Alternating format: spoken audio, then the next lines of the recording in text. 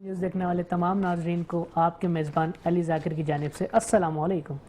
آپ دیکھ رہے ہیں ہمارا رمضان خصوصی ٹرانسمیشن جس کا نام ہے رمضان کے رنگ گریس کے سنگ۔ معزز خواتین و حضرات، اس پروگرام میں آپ کا اور ہمارا ساتھ یکم رمضان سے چاند رات تک رہے گا، اور آج ہم پہلے عشرے کا روزہ مکمل کر چکے ہیں، اور ساتھ ہی ساتھ اس پروگرام میں روز کی طرح میری کو ہوسٹ موجود ہیں۔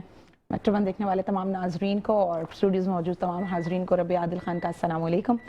جیسا کہ آپ سب جانتے ہیں کہ ہمارے اس شو میں مختلف شعبہ جات سے تعلق رکھنے والی شخصیات موجود ہوتی ہیں، تو آج بھی اسی طرح ہمارے پاس کچھ ایسی شخصیات موجود ہیں جن کا تعلق تعلیم، بینکنگ سیکٹر اور پوئٹری اور نعت سے بھی ہے، تو ہمارا کمپٹیشن جو ہے اس میں بھی ہم تھوڑی سی ہیلپ لیں گے ایز اے جج۔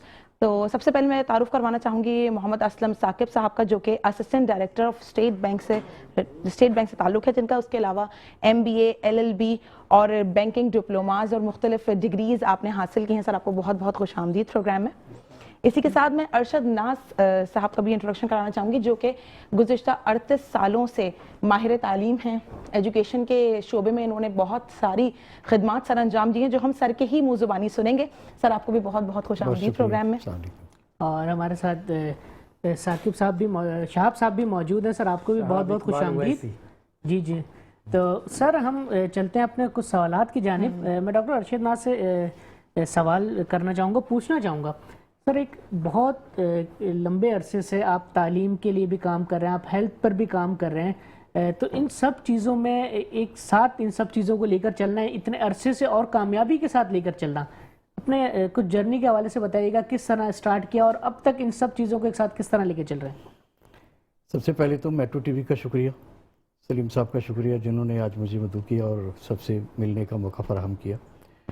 دیکھیے، میں نے ایک ایسے علاقے سے اپنی تعلیم کا آغاز کیا جہاں لوگ کہتے تھے کہ اچھا علاقہ نہیں ہے، میری مراد ہے لیاری سے۔ جی وہاں سے میں نے میٹرک کیا، اور پھر اردو، جو اس وقت اردو یونیورسٹی ہے، اردو کالج تھا، وہاں سے میں نے ڈگری BA کیا۔ اس کے بعد MA بھی میں نے وہاں سے کیا، LLB بھی کیا، اور اسی عرصے میں ساتھ ساتھ میں نے ہومیوپیتھی کا ڈپلومہ کیا تھا۔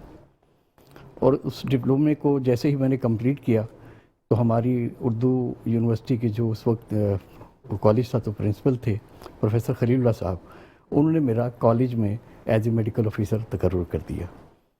1990 میں نے کالج جوائن کیا۔ یہ میرا پہلا سال تھا کالج کا۔ اس سے پہلے میں ایک گورنمنٹ اسکول میں بھی 6 سے 7 سال تک پڑھاتا رہا۔ میں کالج سے پہلے آپ اسکول میں بھی ایز اے ٹیچر میں نے وہاں پڑھایا۔ تو جب میں نے کالج میں پڑھانا شروع کیا تو اس کے بعد میں نے کچھ تھوڑی سے راستے ایسے ملتے چلے گئے۔ میں نے اخبار بھی جوائن کیا، وہاں میں اعزازی طور پہ لکھتا رہا، اور اسی عرصے میں ریڈیو پاکستان میں بھی میں نے کچھ عرصے تک کام کیا۔ اور اب کالج کا جو سلسلہ تھا وہ یہ تھا کہ صبح میں ہم کالج پڑھا رہے تھے، اور کراچی کے بڑے اچھے کالجز میں نے پڑھایا، جن میں عبداللہ ہارون کالج جو فیض احمد فیض صاحب کا کالج کہلاتا ہے، وہاں بھی کچھ عرصہ میں نے پڑھایا۔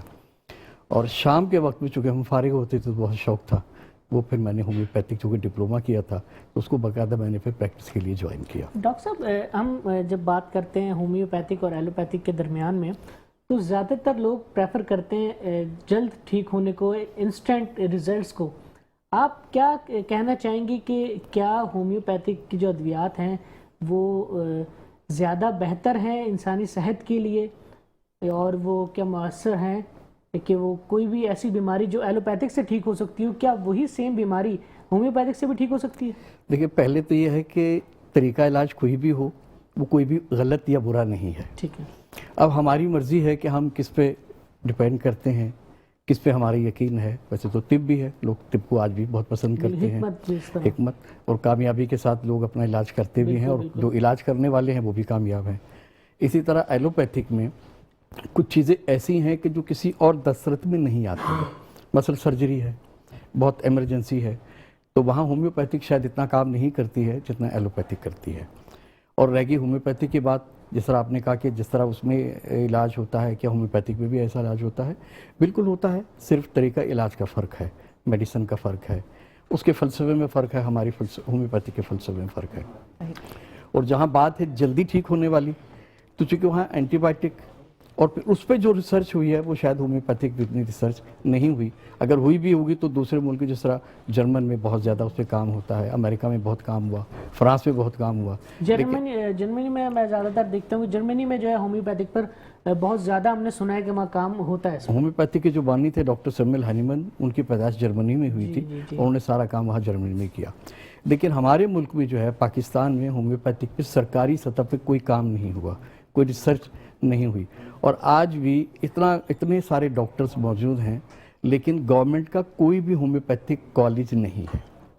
کوئی اتنا کچھ دیکھنے, اتنا جیسے آپ نے بتایا سر کہ اتنی ریسرچ نہیں ہوئی, کیونکہ ہمارے یہاں تو آج سائنٹیفک دور ہے, ہر 2 دن ہر 2 سیکنڈ بعد میرے خیال سے کوئی نہ کوئی نئی ریسرچ آ جاتی ہے. اتنی ریسرچ نہ ہونے کے باوجود بھی میں نے دیکھا ہے بہت سے لوگوں کا ٹرسٹ ہے کہ ہم ہومیوپیتھک سے ہی ٹھیک ہوں گے. ایون کہہ لی میرے کچھ جاننے والے ایسے ہیں, اگر ان کو کوئی ایسی مطلب بیماری جو ہم سنتے ہیں, ہم کہتے ہیں یار یہ تو بہت سیریس مسئلہ ہے, وہ کہیں گے نہیں ہم ڈاکٹر کے پاس جا رہے ہیں, ہمیں ہومیوپیتھک ہی دکھانا ہے, اور ہمارا ان کے وہ پراپر ایک ڈاکٹر چلے آ رہے ہوتے ہیں. تو سر اتنا ٹرسٹ ہونا, جبکہ آپ نے کہا کہ اتنی لیکنگ ہے, مطلب اتنی ریسرچ نہیں ہے, اتنی تجربہ جو جس طرح آپ کہہ رہے ہیں باقی ملکوں میں ہوتا ہے یا نہیں ہے, تو لوگ اتنا ٹرسٹ کرتے ہیں, اس کا کیا ریزن ہے؟ اس کی ریزن یہ ہے کہ اس دوا کے حصول میں آسانی ہے. ایک وقت یہ تھا کہ بہت سستی دوائیاں ہوتی تھیں, اب چونکہ اس پہ ٹیکس بہت زیادہ لگ گیا تو اب تھوڑی سی قیمتیں اس کی بڑھ گئیں. لیکن کتنے ایسے ہومیوپیتھ ہیں جو پہلے MBBS کر چکے ہیں, MBBS کے باوجود انہوں نے PhD بھی کیا, اور پھر وہ ہومیوپیتھک کرنے کے بعد ہومیوپیتھک کی پریکٹس کر رہے ہیں. کیونکہ جہاں ایلوپیتھک میں بہت ساری چیزیں ایسی ہیں کہ جس طرح اینٹی بائیوٹک وہ لیتے ہیں تو کچھ باڈی کو نقصان بھی ہوتا ہے, لیکن ہومیوپیتھک میڈیسن جو ہے اس کے سائیڈ ایفیکٹ نہیں ہوتے ہیں. اس کی ایک بیسک وجہ یہ ہے کہ ایلوپیتھک میں جتنی بھی میڈیسن ہے ان کی ریسرچ یا ان کی فالوئنگ جو ہے وہ ہیومن باڈی پہ نہیں ہوتی ہے, اور ہومیوپیتھی کی جو میڈیسن ہے ان کو پہلے جو اس کی پروونگ جو ہے وہ انسانوں پہ ہی کی جاتی ہے. تو اسی لیے اس کے سائیڈ ایفیکٹ یا اس کے جو بھی ایفیکٹس ہیں وہ پتہ چل جاتے ہیں اور کم رہتے ہیں. سر اویسی صاحب میں آپ سے جاننا چاہوں گا, آپ ایک بہترین تعلیمی ادارہ بھی چلا رہے ہیں. آج کل کے جو اسٹوڈنٹس ہیں ان کا رجحان جو ہے وہ زیادہ تر اب AI کی طرف, چیٹ GPT کی طرف, اور ان کی اپنی جو صلاحیتیں ہیں اسٹڈی کرنے کی, کتابوں کا مطالعہ کرنے کی, وہ کم ہوتی جا رہی ہے. کیا آپ کو ایسا لگتا ہے کہ یہ سچ ہے, اور AI اور چیٹ GPT بچوں کے لیے فائدہ مند ہے یا نقصان دہ؟ اعوذ باللہ من الشیطان الرجیم, بسم اللہ الرحمن الرحیم.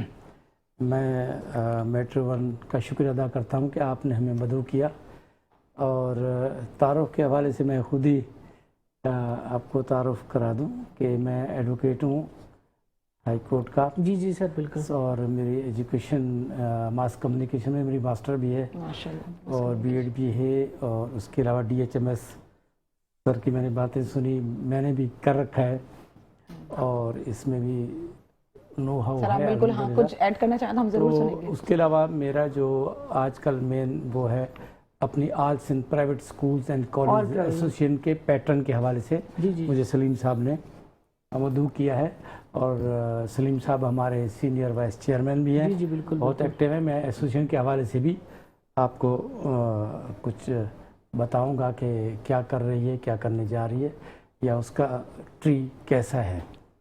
تو آپ کا سوال تھا کہ AI اور چیٹ GPT کے حوالے سے وہ باقی رہنمائی کرتی ہے, اور یہ جدت کے طور پہ اس کو اپنایا جا رہا ہے.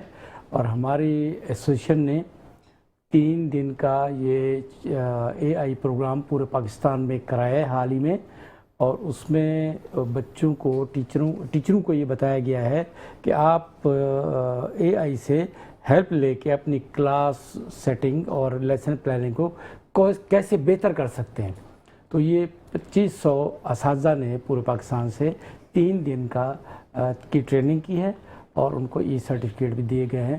تو ہم اس سے متفق ہیں اور اس پہ ہم کام کر رہے ہیں. سر آپ کو کیا لگتا ہے کہ اس کی جو امپلیمنٹیشن ہے جب وہ کلاسز میں ہوگی تو اس میں تعلیم کے اوپر کتنا مثبت ایفیکٹ آئے گا؟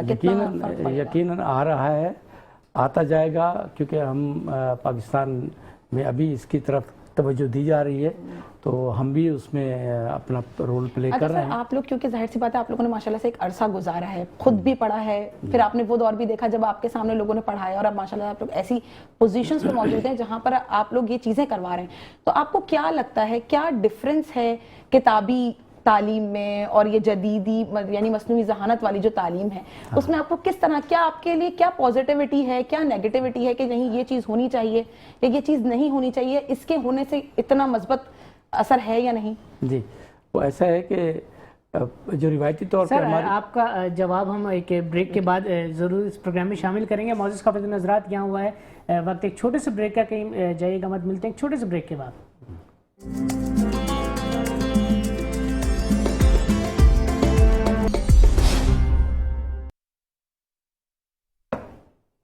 میٹرو ون دیکھنے والے تمام ناظرین کو پروگرام میں پھر سے خوش آمدید. بریک میں ہمیں ایک اور ہمارے جو گیسٹ ہیں انہوں نے جوائن کیا ہے جن کا نام علینا انصاری ہے. تعلق ان کا ہے member RCC Bilawal house, department information secretary women wings Pakistan Peoples Party. بہت خوش آمدید میم آپ کو بھی. پروگرام کو آگے بڑھاتے ہیں اور اسی سوال سے شروع کرتے ہیں جہاں ہم نے سر سے سوال کیا تھا. سر آپ اسی سوال کا جو میں نے آپ سے کیا تھا اگر کہیں تو ریپیٹ کر دیتی ہوں کہ آپ کو کیا فرق لگتا ہے جو آپ نے تعلیم کا ڈفرینس اپنی دور میں دیکھا, پھر اپنے پڑھانے کے دور میں دیکھا اور آج دیکھ رہے ہیں؟ جی بالکل فرق واضح ہے کیونکہ پہلے تھا رٹافیکیشن اور بچوں کو اسی پہ لکیر کے فقیر بنا کے چلاتے تھے. اب جو ہے اس میں جدت آئی ہے تو ان کو کنسیپٹ کلیئر کیا جاتا ہے, کنسیپشل ان کو ایجوکیشن دی جاتی ہے, تو وہ اس میں ان کی جو ہے نالج مضبوط ہوتا ہے. اور وہ اس کے لیے پھر ای مارکنگ آ گئی ہے. ای مارکنگ میں نقل کا رجحان جو ہے وہ تقریباً ختم ہو جاتا ہے اور بچے اپنا کنسیپٹ کلیئر کرتے ہیں. یہی سوال تھا کہ اگر ای مارکنگ جیسے ہوتی ہے, پہلے تو سب سے بڑا مسئلہ نقل کا ہی ہے. اچھا سر, یہ سوال میرا آپ لوگوں سے اس لیے مشترکہ ہے کیونکہ سر آپ کو بھی ماشاءاللہ سے 38 سال کا عرصہ ہو گیا ہے, تو یہ بتائیں کہ جو نقل کا ایک جو بڑا مسئلہ ہے جس میں جو بچہ ڈیزرو کرتا ہے سیٹ, اس کا حق اس کی حق تلفی ہو جاتی ہے, تو اس کو جیسے آپ نے کہا کہ ای مارکنگ آ گئی, تو کیا ای مارکنگ آنے کے بعد اس کی روک تھام ہوگی یا پھر کوئی نہ کوئی حل؟ کیونکہ دیکھیں جتنی جدت پازیٹیوٹی کے ساتھ آتی ہے اتنی ہی منفی طور پر بھی آ جاتی ہے, تو اس کے بارے میں آپ لوگ کیا کہنا چاہیں گے؟ یہ چیزیں تو دنیا میں ساتھ ساتھ چلتی ہیں لیکن کوشش کے طور پہ یہ کیا جا رہا ہے اور اس میں اچھا پازیٹیو رزلٹ آ رہا ہے اور والدین بھی اس میں سٹیک ہولڈر ہیں, وہ بھی ایگری کر رہے ہیں. یہ ایک چیز ایڈ کرنا چاہوں گا, پیٹرن بھی ہے all Sindh private school and college association کے. ایسوسیشن اس کے لیے کیا کام کر رہی ہے اور کیا اس کے کچھ اچھے ریزلٹس ابھی آنا شروع ہوئے ہیں اور فیوچر اس کا کیا ہے؟ جی ہاں, تو جیسا کہ میں نے پہلے عرض کیا کہ AI کے حوالے سے ہمارا ٹریننگ سیشن ابھی ہوا ہے. اس سے کچھ دن پہلے ہمارے ایک ہوٹل میں ارینج کیا گیا انٹرنیشنل ایگزامینیشن سمٹ, اسسمنٹ سمٹ. تو وہ اس میں کیا ہوا کہ پورے پاکستان سے IBCC کے تھرو جتنے پاکستان کے بورڈز ہیں, ایگزام بورڈ, ان سب کے چیئرمینز اور سٹیک ہولڈر تشریف لائے اور ان سب نے اپنے اپنے تجربات شیئر کیے اور بہت نفع بخش رہا. وہ یہی پلان کیا گیا کہ ایگزام کو کتنا ٹرانسپیرنٹ, اچھا جدت کے ساتھ نئے طریقے سے اس کو کرایا جائے. یہ ہمارا ایسوسیشن کا ایک تو یہ کام تھا. دوسرا یہ کہ ہماری all Sindh private school and college association جو ہے اوورال پورے پاکستان میں ایگزسٹ کر رہی ہے. اس کے روح رواں جو ہیں حیدر علی صاحب ہیں اور انہوں نے اس کو انیشیٹ لیا آج سے تقریباً 30 سال پہلے. تو انہوں نے یوں کہیں اس شعر کے مصداق کو, ایک شجر ایسا تعلیم کا لگایا جائے جس کا ہم سائے کے گھر بھی سایہ جائے. اور وہ انہوں نے کر کے دکھایا ہے. اور وہ انہوں نے جو ٹری بنایا اس کا, اس میں یہ ہے کہ ہمارے سندھ کے تمام اضلاع میں ہماری یونٹ کام کر رہے ہیں, ہماری باڈیز کام کر رہی ہیں اور اس کے ذریعے ہم مختلف قسم کے پروگرام کرتے ہیں جن میں اسکاؤٹس پروگرام ٹریننگ ہوتی ہے, تین دن کا وہ ہمارا کیمپ ہوتا ہے. اس کے علاوہ ایوارڈ سیریمنی جس میں کوئی تخصیص نہیں ہوتی کہ یہ بچہ پرائیویٹ کا ہے یا گورنمنٹ کا ہے, ان کو ایوارڈز دینا ٹاپ سکورر کو. اور ابھی کئی سالوں سے ہمارے تمام بورڈز کے جو ٹاپ سکورر ہیں ان سب کے پوزیشن ہولڈر کو بلا کے انکریج کیا جاتا ہے, ایوارڈ دیے جاتے ہیں. اپریسیشن کے طور پہ اپریسیشن کیونکہ اسٹوڈنٹس کی بہت ضروری ہے ورنہ تو ڈیموٹیویٹ ہو جاتے ہیں بچے کے. ورلڈ چلڈرن ڈے ہم اتنا ہائی لیول پہ مناتے ہیں کہ جگہ تنگ پڑ جاتی ہے. تقریباً 20,000 بچوں کا پورے سندھ سے لا کے ان کو ورلڈ چلڈرن ڈے منایا جاتا ہے. اور وہ کہتے ہیں ٹیچر ورلڈ ٹیچر ڈے بھی منایا جاتا ہے، ان کو ایوارڈ دیتے ہیں، ہمارے منسٹر آتے ہیں. بچوں کے لیے نہیں بڑوں کے لیے بھی میرے خیال سے کہ اپریسیشن بہت ضروری ہوتی ہے، کیونکہ انسان کہیں نہ کہیں ڈیموٹیویٹ اگر ہوتا ہے تو اپریسیشن بہت ہیلپ کرتی ہے. خدمات ہوتی ہیں ایجوکیشن میں، پروفیسر لیول پہ یا ٹیچر لیول پہ، ان سب کو انکریج کیا جاتا ہے، بلا کے اکٹھا بہت کیا یہ جاتا ہے. بہت اچھا اقدام ہے. ربیع اب ہم چلتے ہیں اسلم صاحب کے جانب. سر آپ جو ہے وہ اسسٹنٹ ڈائریکٹر بھی رہ چکے ہیں اسٹیٹ بینک آف پاکستان کے. ابھی اسٹیٹ بینک آف پاکستان نے ایک منی میوزیم بنایا ہے، اس کے بارے میں کچھ بتائیے گا. جی جی، آپ نے بہت اچھا سوال کیا، اور میں سمجھتا ہوں کہ یہ کچھ لوگوں کو نہیں پتا، تو ان کو پتہ چلنا چاہیے. سوری، آپ نے بہت اچھا جو سوال کیا منی میوزیم کے بارے میں. اسٹیٹ بینک آف پاکستان کی جو اولڈ بلڈنگ ہے، جسے انڈیا بلڈنگ کہتے ہیں، اور اکثر آپ نے جب اسٹیٹ بینک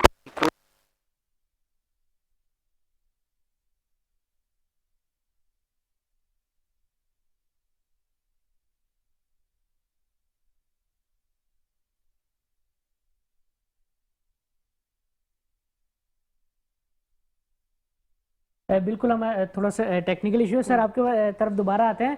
میم میں آپ سے ایک سوال پوچھنا چاہوں گا. ایز وومن آپ جو ہے وہ ایک بہت پاکستان کی بڑی پارٹی سے تعلق رکھتے ہیں، پاکستان پیپلز پارٹی. صرف پاکستان پیپلز پارٹی کو جوائن کرنا، اسی پارٹی کو سلیکٹ کرنا، اسی سے منسلک ہونے، کوئی ایک وجہ بتائیں کہ صرف پاکستان پیپلز پارٹی کے.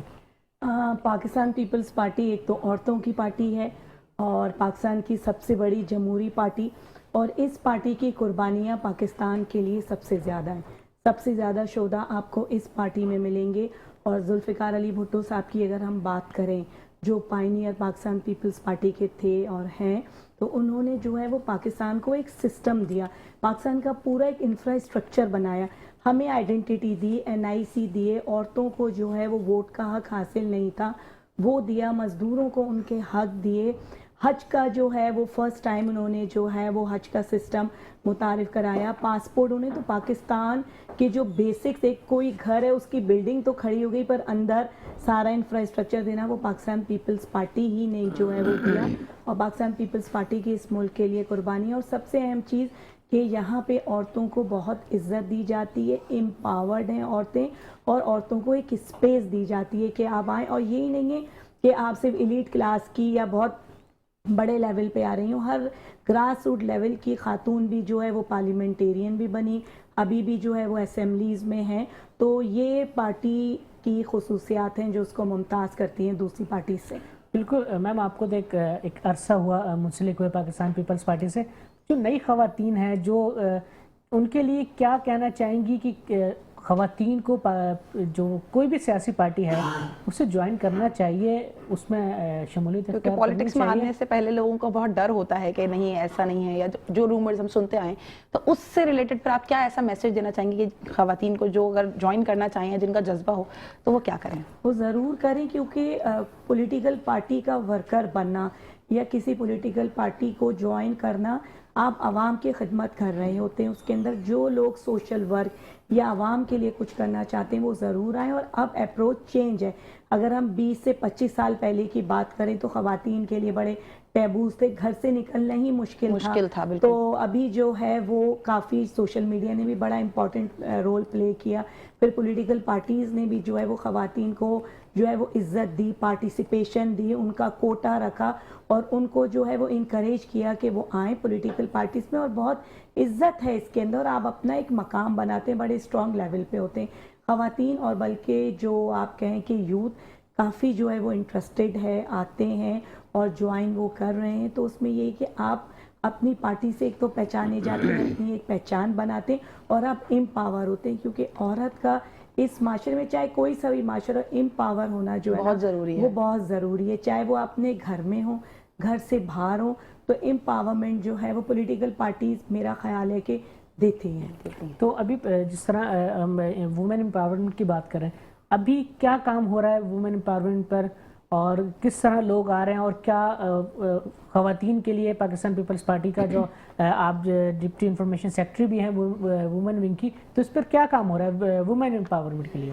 دیکھیں، وومن امپاورمنٹ کے لیے ہم اگر بی بی کی زندگی سے شروع کریں تو وہاں سے شروعات ہوتی ہے کہ خواتین کے لیے جو ہے وہ ویمن بینک کھولے گئے. اس کے بعد جو ہے ان کو ججز بنایا گیا, پولیس اسٹیشن بنائے گئے. پھر ہمارا جو بے نظیر انکم سپورٹ پروگرام ہے اس میں تقریباً 29 لاکھ سے زیادہ خواتین آل اوور پاکستان رجسٹرڈ ہیں. 29 لاکھ سے زیادہ خواتین جو ہیں, اور ابھی نیو رجسٹریشن بھی جو ہے وہ شروع ہوئی ہے, اور ایک اچھا ہینڈسم اماؤنٹ ان کو ملتا ہے 3 منتھس کے بعد. اور اس سے جو ہے میں نے خود میرے پرسنل ایکسپیرینس میں وہ خواتین ہیں کہ ان کے لیے ایک بڑا خوشی کا جو ہے وہ موقع ہوتا ہے جب ان کے وہ پیسے آ رہے ہوتے ہیں. اور اب تو بچیوں کی اور بچوں کی فیس کا بھی اماؤنٹ اس میں جو ہے وہ ایڈ کیا جاتا ہے. یہ بے نظیر انکم سپورٹ, جی بے نظیر انکم سپورٹ پروگرام میں. اب بچی کو اگر آپ اپنے اسکول بھیجیں گے تو 2000 پر بچی کی آپ کی اسکول فیس کی مد میں وہ پیسے ہر خاتون کے اکاؤنٹ میں آتے ہیں, اور بیٹے کے لیے 1000 ہے. کہ جو چھوٹے بچے ہیں ان کے بھی دودھ کے لیے بھی جو ایک اور جو چیزیں اس کے لیے بھی ایک اماؤنٹ جو ہے وہ دیا جاتا ہے. اس کے علاوہ پاکستان پیپلز پارٹی میں آپ یہ ابھی اگر ہم ریسنٹلی بات کر رہے ہیں تو پنک بس سروس جو ہے وہ نکالی, اور اس میں جو سب اور ابھی اسکوٹیز دی گئیں, پنک ٹیکسی سروس بھی آ رہی ہے. اور اہم چیز یہ کہ اگر ہم تھر کے حوالے سے بات کریں جہاں خواتین بہت کمزور طبقہ سمجھی جاتی تھیں, اب تھر پاور کول پروجیکٹ کے ذریعے جو ہے وہ وہاں پہ ڈمپرز چلاتی ہیں, ان کو ٹریننگ دی گئی, وہ آف لوڈنگ بالکل امپاورمنٹ کی طرف. اور پھر جو ہے ایک جمہوری اور ڈیموکریٹک جب آپ ایجوکیشن لوگوں کو دیتے ہیں, وہ پاکستان پیپلز پارٹی ہی واحد جماعت ہے جو بتاتی ہے کہ جمہوریت کیا ہے اور جمہوریت میں آپ کے کیا حقوق ہیں, آپ کو کس طریقے سے استعمال کرنے. اگین وہی بات آتی ہے کہ اسپیس دی جاتی ہے. اور میں بھی آج اپنی پارٹی کی وجہ سے یہاں بیٹھی ہوئی ہوں, تو یہ میرے لیے بڑے اعزاز کی بات ہے. اور ایسے کئی لوگ ہماری پارٹی کی خواتین ہیں جو پیپلز پارٹی کو اور پاکستان کو ریپریزنٹ کر رہی ہیں ہر پلیٹ فارم کے اوپر. ہم سر کی طرف آتے ہیں. سر کا تھوڑا سا کویسچن, سر آپ سے کویسچن یہ تھا جو ٹیکنیکل ایشو, تھوڑا سا ٹیکنیکل ایشو ہے وہ ہم سر کو دوبارہ جوائن کریں گے. لیکن میں ڈاکٹر ارشد ناز صاحب سے جاننا چاہوں گا. سر ابھی ہم بات کر رہے تھے ایجوکیشن پر, آپ ایک عرصے تک جو ہے پرنسپل رہے ہیں, آپ نے ایک ادارے کے ساتھ منسلک رہے ہیں. آج کے دور میں جو اسٹوڈنٹس ہیں, جس طرح ہم نے ابھی سنا کہ جو ایسوسی ایشن ہے وہ ٹیچرز کے بھی جو ہے ٹریننگ پر کام کر رہی ہے, کیا آپ یہ سمجھتے ہیں کہ جب ایگزامینیشن کی طرف ہم جائیں گے تو بچوں کے ریزلٹس میں فرق پڑے گا, اس چیٹنگ کی, اس نقل کی روک تھام ہو سکے گی؟ کیا کہنا چاہیں گے اس پر؟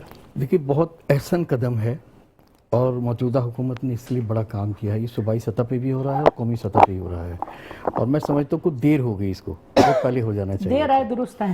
تو وہ جو چیٹنگ والا معاملہ ہے وہ صرف طلباء تک ہی محدود نہیں رہا تھا, بلکہ پیرنٹس جو ہیں وہ ان کی ہیلپ کرنے لگے تھے. بالکل ایسے ہی ہے. اور پھر اس پہ اساتذہ بھی.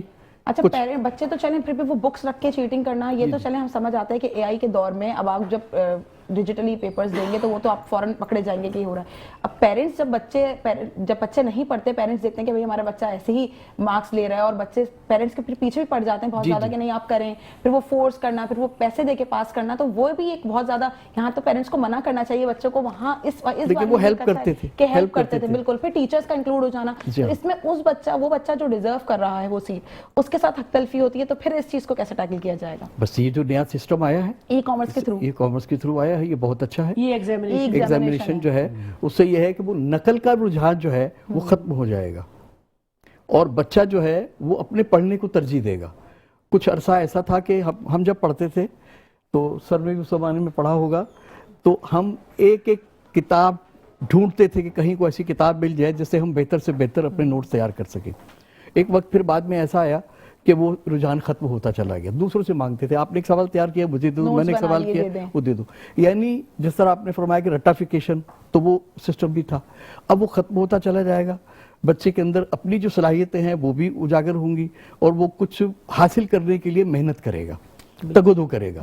تو یہ بہت اچھا ہے اور ہونا چاہیے, یعنی فیوچر اچھا ہے ایجوکیشن. اور باوجود اس کے دیکھیں کراچی میں, پاکستان میں پہلے ایک ہی بورڈ ہوا کرتا تھا, جس طرح کسی ایک شہر کا, کراچی کا ایک کراچی بورڈ تھا میٹرک کا اور انٹر کا. اس کے بعد جو ہے نا وہ ضیاء الدین بورڈ آیا, اور اس سے پہلے آغا خان بورڈ آیا, پھر انٹرنیشنل بورڈ بھی جو ہے جہاں او لیول اے لیول ہوتا ہے. تو اب اتنے زیادہ بورڈ ہو گئے, تو اس میں بھی لوگوں کے اندر, بچوں کے اندر جو ہے نا وہ کچھ صلاحیتیں ان کی اجاگر ہونے لگی ہیں. اسی طرح یونیورسٹی آپ دیکھیے, کراچی میں ایک یونیورسٹی ہوتی تھی, بڑا نام تھا اس کا, اب کتنی یونیورسٹیاں ہوں گی. اچھا پہلے یہ ہوتا تھا کہ کہیں لاکھوں ہزاروں میں جا کے سنتے تھے کہ اس نے ایم فل کیا, اس نے پی ایچ ڈی کیا. اب ہر اور شخص کے پاس اور اب یہ تقریباً تعداد ہوتی آپ کو زیادہ بڑھتی ہوئی نظر آ رہی ہے. تو اس کا مطلب ہے کہ مورل تو ایجوکیشن کا بہتر ہوا ہے, بہتر ہوا ہے. لیکن ان کی بچوں کی صلاحیتیں جو ہیں وہ کچھ مان پڑنے لگی تھی, جس میں پیرنٹس بھی شامل تھے, اور ہمارا یہ جو کلچر ہے نا ٹیوشن والا, اس نے زیادہ خراب کیا. اصل میں بچوں نے شارٹ کٹس ڈھونڈ لیے, وہ امپورٹنٹ ان کو کوسچنز مل جاتے ہیں, وہ اسی کو لے کر تیاری کر لیتے ہیں. اچھا, جیسے چیٹنگ کی روک تھام جیسے ہم کہہ رہے ہیں بڑھ رہی ہے, تو اس طرح تو پھر جدید جب آئیں گی چیزیں تو پھر وہ چیٹنگ کا طریقہ کار بھی بڑھے گا. تو اس حوالے سے آپ کیا کہیں گے, پھر اس کو کنٹرول کیسے کیا جائے؟ سوشل میڈیا ہے نا, جی, ہم اس کو نیگیٹو طور پہ بھی لے لیتے ہیں. بالکل ایسے ہی ہے, بہت اس سے زیادہ لیا جا رہا جتنے فائد ہم لے سکتے ہیں یا لینے چاہیے ہم اس کو چھوڑ دیتے ہیں. جو نیگیٹو ہے اس کی طرف زیادہ بڑھنا شروع ہو جاتے ہیں, اور چھوٹے بچے, بڑے نہیں, چھوٹے بچوں سے شروع ہو جاتا ہے. ان کو اویئرنس نہیں ہے کہ کس طرح یوز کرنا ہے. اور اب ہم چلتے ہیں, ہم جو ہے وہ ہم اسٹیٹ بینک آف پاکستان کا منی میوزیم کی طرف آئے تھے. سر اس کے بارے میں کچھ بتائیے گا. جی, آپ نے بہت اچھا سوال کیا, اور میں خود بھی یہ چاہتا تھا کہ اسٹیٹ بینک کے جو منی میوزیم کے بارے میں لوگوں کو بتایا جائے, اویئرنیس دی جائے, کیونکہ آپ نے دیکھا ہوگا کہ اسٹیٹ بینک کی جو پرانی بلڈنگ ہے جسے انڈیا بلڈنگ کہتے ہیں, وہ اور اکثر جب بھی کوئی اسٹیٹ بینک کی کوئی خبر آتی ہے تو وہ اسی بلڈنگ کو دکھایا جاتا ہے. تو اس میں منی میوزیم بنایا گیا ہے, اور اس میں بر صغیر پاک و ہند میں جو منی استعمال ہوتی رہی ہے, یعنی بارٹر سسٹم سے لے کے, بارٹر سسٹم آپ سمجھ سکتے ہیں کہ چیز کے بدلے چیز, ہاں, تو اس وقت سے لے کے, اور پھر اس کے بعد گریجولی کیسے کیسے ہم وہ چاندی کے سکے آئے, اس سے پہلے اشرفیاں کی طرح بھی تو کچھ چلتی تھیں, کوڑیاں جو نا, وہ کوڑی جسے سپیاں بولتے ہیں, وہ بھی ایز اے کرنسی یوز ہوتی تھی. پھر اس کے بعد چاندی کے سکے آئے, پھر اس کے بعد آہستہ آہستہ جو ہمارے جو کرنسی نوٹ آئے, اور آج کل تو پلاسٹک منی کی طرف جا رہے ہیں. تو وہ منی میوزیم جو ہے بنایا ہے, اور بہت ہی خوبصورت ہے, اور پبلک کے لیے جو نا اوپن ہے, کوئی اس کی کوئی ٹکٹ نہیں ہے, صرف وہاں پہ جا کے آپ کو بتانا پڑتا ہے کہ ہم نے منی میوزیم کا وزٹ کرنا ہے, اور آپ جائیں. بہت سر اب تو ہر پیمنٹ جو ہے وہ ڈیجیٹل ہو رہی ہے, تو میرے خیال سے تو کرنسی کا کانسیپٹ جو وہ پھر بالکل ہی ختم ہوتا چلا جائے گا کچھ عرصے میں. دیکھیں, یہ ایک پیورلی جو نا بینکنگ کا سوال ہے, جو کہ میرا شعبہ نہیں رہا ہے. سر بالکل, اب اگر آپ کے شعبے سے بات کریں تو آپ بہت اچھے شاعر بھی ہیں, تو کچھ اشعار اور کچھ اگر آپ سنانا چاہیں تو. اس کے لیے میں نے رمضان المبارک کے حوالے سے ایک سمجھے کہ نظم لکھی ہے. جی, وہ میں آپ کو آپ کے سامنے پیش کرتا ہوں. سر مائک قریب کیجیے. کہ اس دفعہ رمضان میں یہ عہد کرتے ہیں, اس دفعہ رمضان میں یہ عہد کرتے ہیں, ہر گناہ کو چھوڑنے کی جہد کرتے ہیں. یہ مہینہ رحمتوں اور برکتوں کا ہے, بہن بھائی دوستوں سے الفتوں کا ہے, اپنے ہمسایوں سے اچھی قربتوں کا ہے, حسد کینے کو سمندر برد کرتے ہیں, اس دفعہ رمضان میں یہ عہد کرتے ہیں. کھانا پینا چھوڑ دینا ہی نہیں روزے کا نام, کیونکہ صرف کھانا پینا چھوڑنے کا نام روزہ نہیں ہے. کھانا پینا چھوڑ دینا ہی نہیں روزے کا نام, اپنے رب کی مان کر چلنا ہے روزے کا مقام. صدقے اور خیرات کرنا اللہ اللہ صبح و شام, اس مبارک ماہ میں سب مدد کرتے ہیں, اس دفعہ رمضان میں عہد کرتے ہیں, ہر گناہ کو چھوڑنے کی جہد کرتے ہیں. اور اس کا مقصد ہے کہ شکر اللہ کا کریں جس نے دیا ہم کو یہ ماہ, شکر اللہ کا کریں جس نے دیا ہم کو یہ ماہ, اور اس سے مانگیں اپنے واسطے ایک سیدھی راہ. بے سہاروں اور بیماروں پہ کریں اپنی نگاہ, بے سہاروں اور بیماروں پہ کریں اپنی نگاہ, جس پہ چلنا ثاقب جیسے قصد کرتے ہیں, اس دفعہ رمضان میں یہ عہد کرتے ہیں. بہت خوبصورت شاعری آپ کی. ربیہ, یہاں وقت ہوا ہے ایک چھوٹے سے بریک کا. معزز خواتین و حضرات, یہاں وقت ہو جاتا ہے ایک چھوٹے سے بریک کا. بریک کے بعد ہمارا نعت اور اسپیچ کمپٹیشن ہوگا, کہیں جائے گا مت. ملتے ہیں چھوٹے سے بریک کے بعد.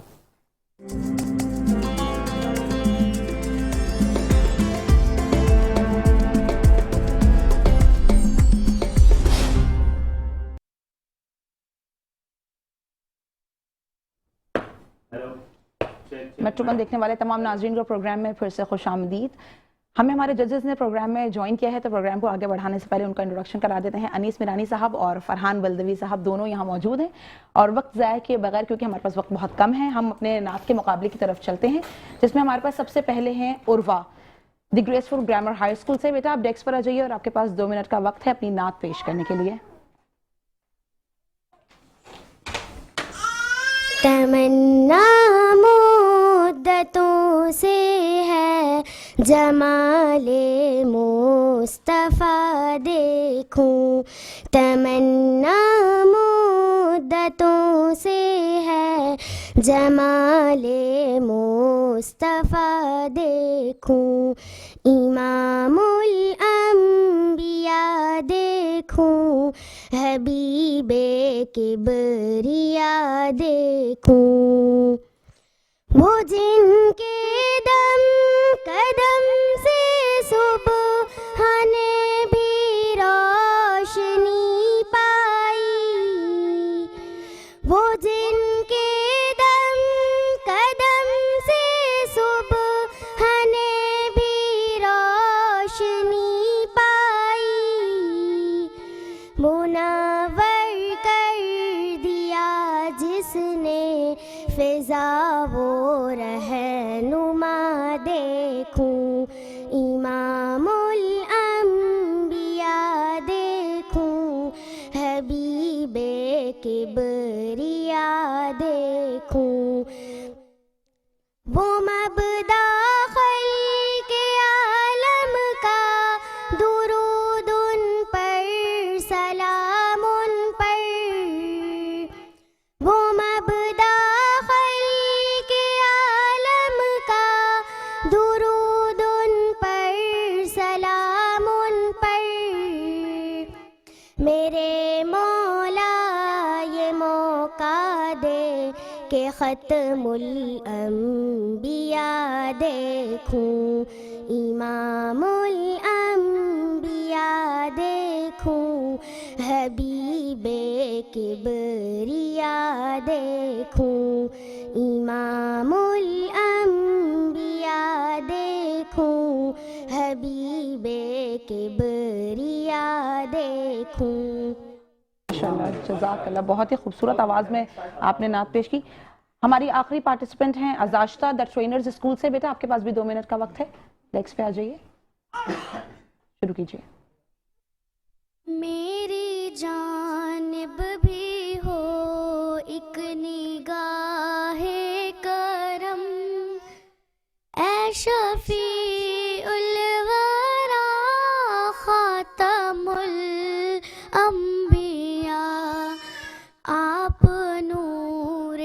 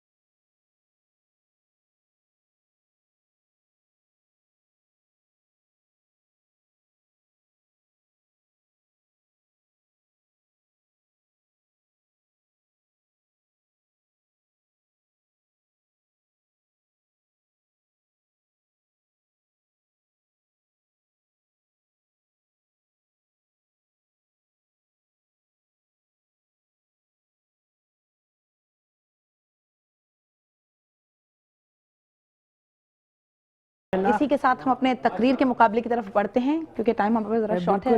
اور آج کا ہمارا عنوان ہے، میں تجھ کو بتاتا ہوں تکبیر امنگ کیا ہے، جس کے لیے ہمارے پہلے پارٹیسپینٹ ہیں عبداللہ ارشد گریس الگرامر ہائی اسکول سے.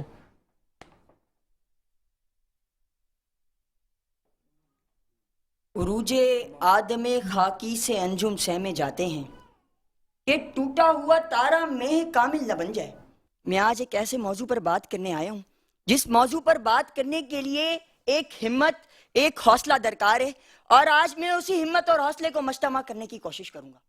موضوع ہے اپنے اسلاف کے روشن ماضی اور حال کا موازنہ. موضوع ہے مسلمانوں کی تقدیر کی اصل پہچان.